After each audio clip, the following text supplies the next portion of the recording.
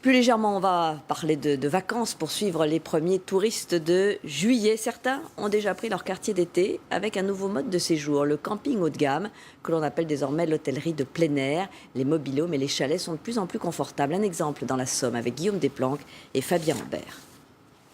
Bienvenue au domaine de Diane. Ici, ni tente, ni caravane, ni camping-car, mais des chalets, des mobil-homes posés sur de larges parcelles bien entretenues. Cette famille vient de la région parisienne.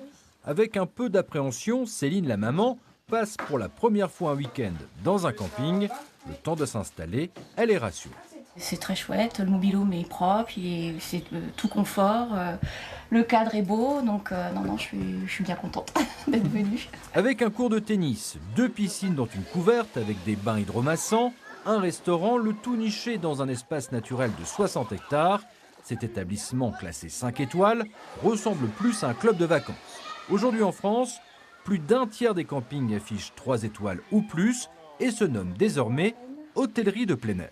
C'est quoi l'hôtellerie de plein air? C'est en fait ce que l'on propose, c'est-à-dire un cadre naturel dans lequel vous avez des hébergements de qualité, parce qu'il faut reconnaître aussi que les hébergements ont considérablement évolué ces dernières années, ce qui nous a permis de séduire tout simplement une nouvelle clientèle qui n'avait pas l'habitude de venir dans des campings et qui aujourd'hui découvre un peu ce nouveau mode d'hébergement.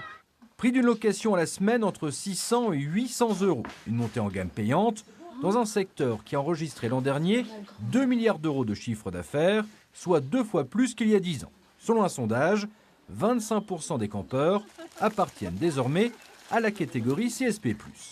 Beaucoup d'investissements financiers liés aux équipements, aux infrastructures, mais également le choix de préserver tous ces espaces naturels représente pour nous des coûts également supplémentaires. Mais on estime que dans le futur, c'est ces espaces-là qui nous permettront de conserver, de fidéliser notre clientèle. Résultat, son établissement affiche complet. Une hôtellerie de plein air qui bénéficie également de l'effet crise. De nombreuses familles privilégient de rester dans l'Hexagone pour passer leurs vacances.